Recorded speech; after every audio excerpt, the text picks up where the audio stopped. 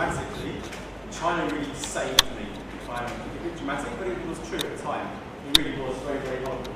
Now again, on the far right-hand side, you can see how it's tailed off quite dramatically, even though gold prices have weakened considerably. The second quarter was very weak. And this is gold which is imported both for jewellery and bar and coin. The coin market is quite small, so it's mainly for bar. The bar demand has really collapsed very, very heavily. So the investment has fallen very heavily for gold in China. The jewellery is held up a little better, but it's still very, very weak. And so this is a bit of a concern. And now you as to why, when gold was falling last week, and the support has not been that dramatic. And in the same way that now we're coming into a seasonally strong time in India, but it's been pretty weak for the past 3 or 4 months. Well, the same is true in China. And in fact, the same is true in the Western markets as well. So now you can see the relationship. In case of China, what one realizes is that the prices in domestic currency is actually lower than what they were in April 2020. When the currency is appreciated, the gold prices have actually come off. Yes. Yet the demand is so bad. Yet the demand is so bad, yes. So, but again, one has to overlay that with the seasonal situation, with the fact that some retailers are closed, and so you've had destocking, so you've had some gold which has been working its way through the system, and therefore has been substituting partially for imports as well. No one of those factors dominates, but each of those factors together gives you the complete jigsaw as to why it's quite weak. And we're relatively bullish for Q4, again, as Chinese New Year comes in. So in no way are we saying here that the love affair in China is over. Nothing whatsoever. And just to repackage it in a slightly different way, we follow very closely the premium discount on the Shanghai Gold Exchange. And this is quite interesting in a moment when I show you the premiums you had in India, which many of you may be familiar with. And so again, 2013, you can see it spiked at $40 an ounce, a very healthy premium. It was fantastic to ship in. This is when you had the shortages.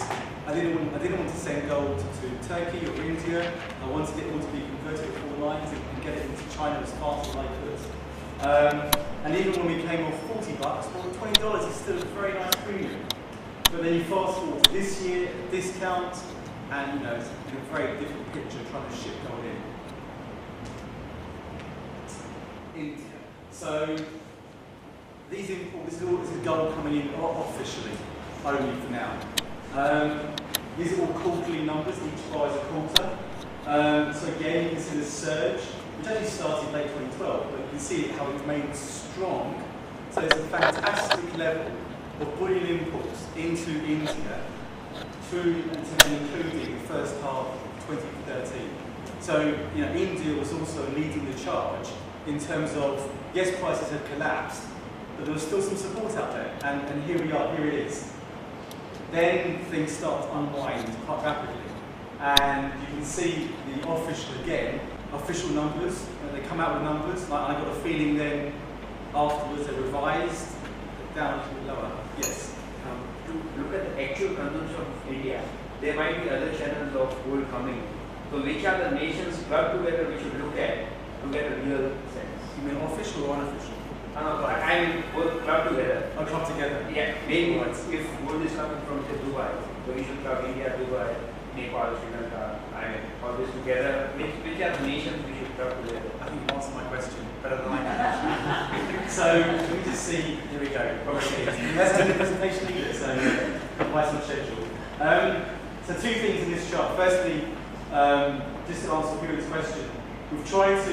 Well, I first of all with this chart tried to get the bars, the arrows, the relative size. But I stopped because it gets quite difficult. And there are other countries on here which we haven't mentioned. So this is all the unofficial coming in through a whole wide range of channels, and the unofficial is really quite massive, absolutely significant. And the reason we had so for the Shanghai, the premiums reached only $40. You can see here we've got a premium here of $150 in India. That's a very nice premium if you can earn that. This is per ounce, not per 10 grams, it's per ounce. You can then see as we go along how the premium basically essentially collapses to where we are now, with very low premiums. And there's a number of reasons for that. Even earlier in the year, when it was a seasonally strong supply, the premiums still came down.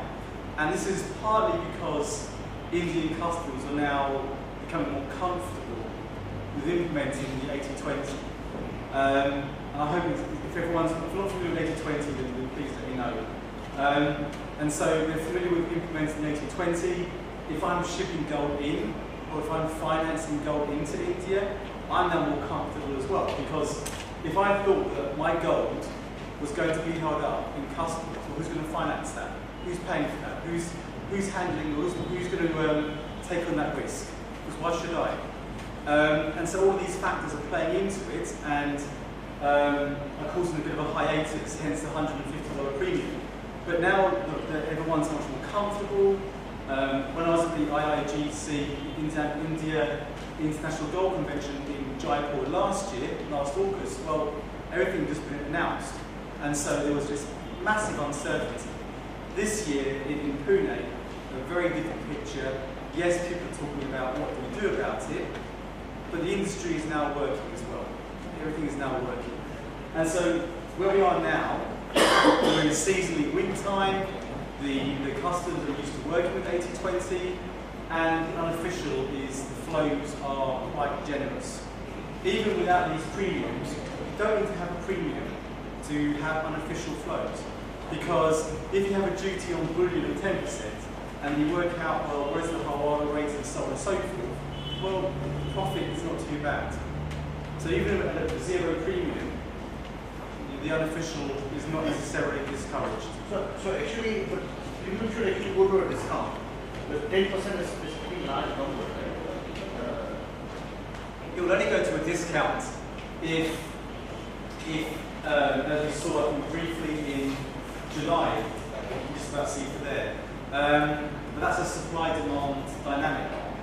So if you were suddenly having, for example, price spiked, then you may have more scrap coming in, and so then you'd have that differential opening up, but demand is still generally there. So that discount would, I would suggest to you, be a temporary factor in the market. What would be the kind of import duties in the various other nations, and Dubai, Sri Lanka? Good question. It's mostly, let's think about this. Dubai is zero, as an example. In most markets, the import duty on bullion is zero. It's quite, I'm trying to think of an example to contradict that. I'll have to come back to you afterwards, but it's quite rare. In Western markets, it's zero on gold bullion. A lot of these markets, Indonesia, there is an import duty, but that I think is a rare exception. But I'll have to come back to that. But I think Pakistan was zero because, as you know, suddenly we had a jump up in imports into Pakistan and they banned their flows for a while as well, for that very reason. It's the same with gold going into Nepal or pick another country. This was the reason why one would choose that. I guess the point I was trying to make was that assuming 10% or there is some premium which is continuing, and then the trade, the unofficial trade or the Hawala trade has found it convenient to make that margin.